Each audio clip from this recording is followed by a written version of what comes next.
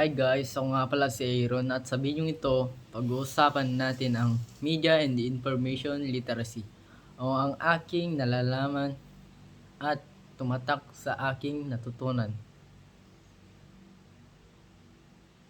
Tara, simulan na natin.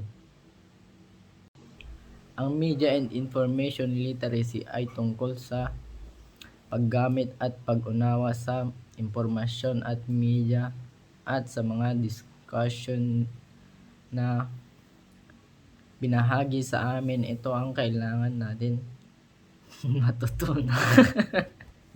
Dapat marunong tayong kilalanin kung alin ang totoo at alin ang hindi sa social media. Mahalaga ito kasi madali tayong maniwala sa nakikita online.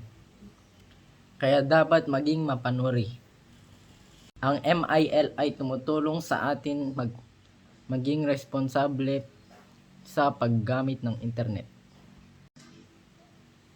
Kapag may nabasa tayong balita, siguraduhin muna natin kung totoo at may tamang source. Tinutulungan din tayo nito na gumamit ng tamang impormasyon sa pag-aaral. Sa MIL, gumagawa tayo ng infographic para maipakita ang impormasyon sa malinaw at malikhaing paraan. Mas madali itong maintindihan at mas interesting tignan.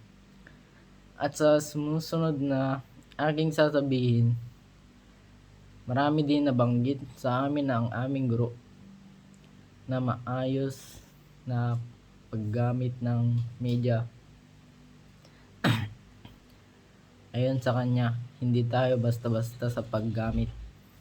Marami din kaming activities na natutunan tulad ng infographic laws, visual elements, short films, and music video.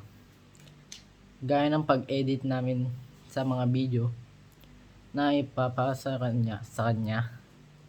Sa ngayon, ito muna ang aking may sasabi sa inyo. Hanggang sa muli. Bye-bye.